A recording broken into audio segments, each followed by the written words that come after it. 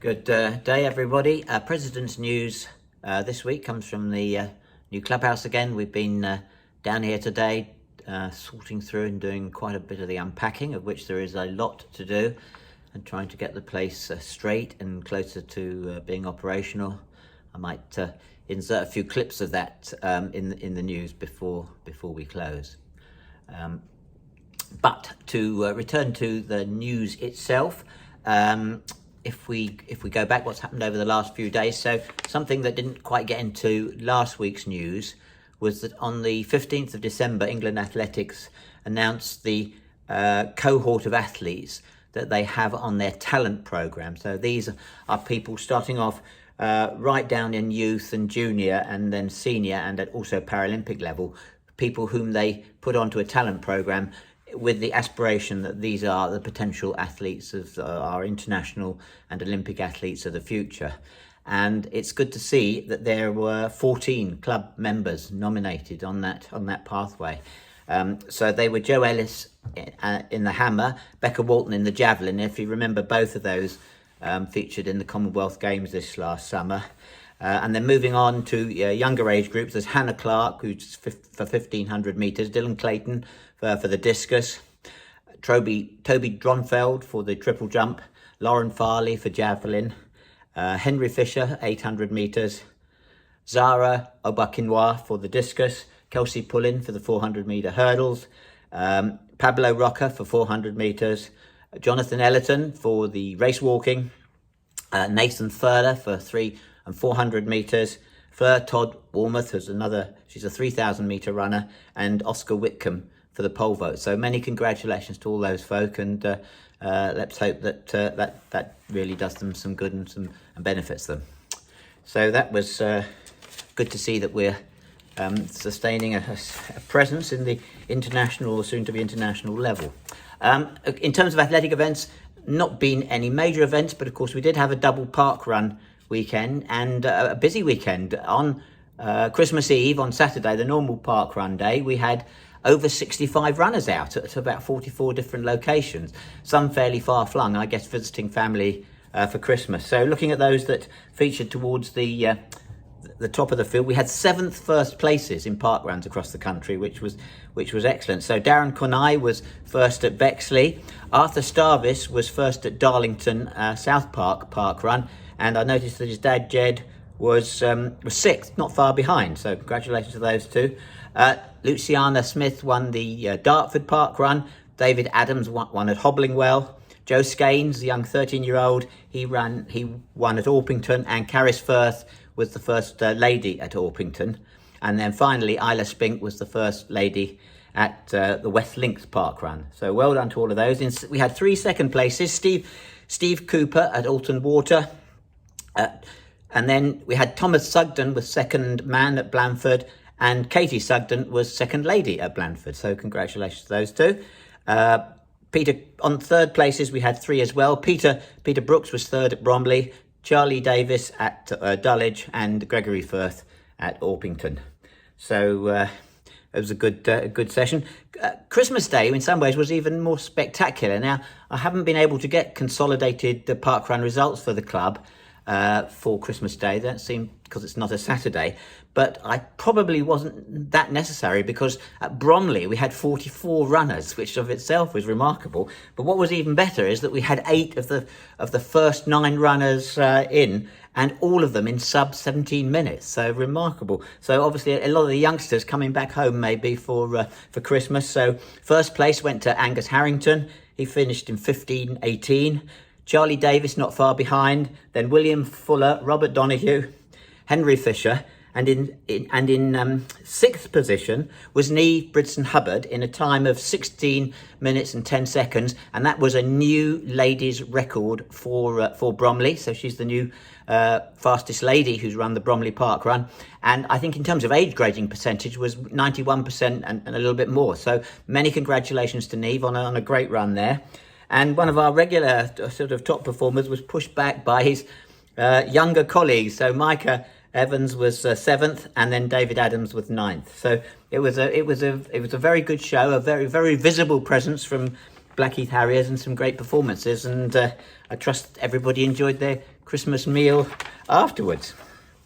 On Boxing Day, of course, we had the Boxing Day fancy dress Paperchase, which we started from down at Sparrow's Den, Old Beck's.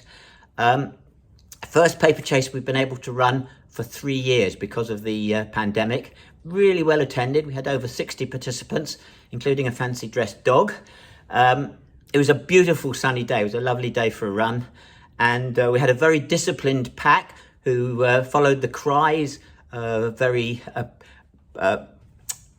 appropriately, and as a result of which the pack never got split up. We started and finished together, so well done the pack for their discipline. Unfortunately, we never caught the hares. The hares, when we finished, were enjoying a well-earned drink in the bar. So congratulations, and thanks to Jane Bradshaw, who led the hares. Thanks to Ian Swatton, who organised the whole event, and thanks to all those who took all the trouble to come up with some really creative and interesting fancy dress costumes. And again, I'll splice in a couple of clips of film of the part of the Boxing Day Paperchase. Looking ahead to forthcoming events, so we've got the Kent Cross Countries a week on Saturday, 7th of Saturday at Brands Hatch. So we've got a good number of entries in there. On the social side, we've got a Burns night coming up, and at the moment, we can't give you exact details. It's either going to be the end of January or early February, and it may be in the new clubhouse, possibly, or it may be at Old Beck. So those are still being reviewed. So speaking of the new clubhouse, as I said, I've been here today doing the unpacking. Thank you to the folks that turned up to help me with that. Dick and Sheila Griffin, Maz and John Turner, Dave White, Roger Counter, Tony Pontifex. And they've done a great job of clearing a bit of space. The weights room, strength and conditioning room, actually looks like it could be used for strength and conditioning quite shortly. And the other thing that was good to see is when we came down this morning, it was pouring with rain. It was a really miserable morning. And John Blackie had a squad of his athletes here. So instead of having to do their stretches and warm-ups in the pouring rain, they were able to come in and use the indoor track. And I may, again, I think I've got a clip or a photo of that, which I'll slot in so you get a look at that. So the clubhouse is coming along. It will, from Monday, we will have people doing fitness classes, and hopefully the physio suite will be open. But the bar and cafeteria was going to follow on as soon as we can get it operational. It's coming along nicely, but I can't give you an exact date for that. And unfortunately, with supply chain lead times these days, there's a bit of a delay on the furniture. But we hope that the cafeteria will be open for teas and coffees during the day, even if you have to stand around and drink them very shortly. So it's all being worked on. Thanks to all the folks who do so much to bring this all about, and particularly to the staff at Norman Park. I mentioned fitness classes. Now, there may be a number of us athletes would probably benefit from some of the classes going on. And if you log on to the Norman Park website, you'll see you can register there. So that means you'll get details of what events are happening. And you can also see the various instructors who've got classes starting here in the new year. And, may well be something for you. So personally, I'm a little bit intrigued by the concept of yoga for seniors. So you may get a report on that very shortly, if I can pluck up the courage to attend that. But there may well be something, or if you know other people who'd be interested in those sort of classes, please let them know and ask them to go on and register on the Norman Park website, and then we can start getting them involved in some of the activities here. Okay, so that's it for the news. I'll tag on a couple of clips of some of the things I've mentioned, assuming that my technical skills allow it. And otherwise, I'll look forward to talking to you all next week. Cheers.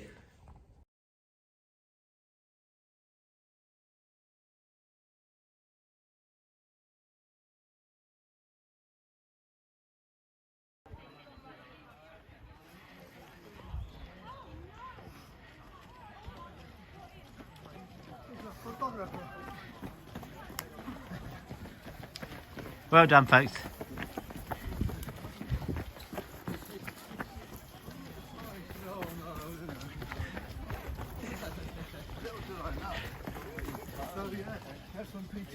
We're up Stoneset Creek. So,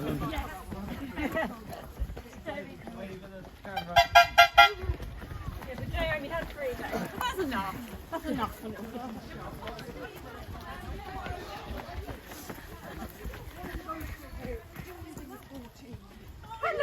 Hello. You want to do what all your friends do? Yes, which is a check.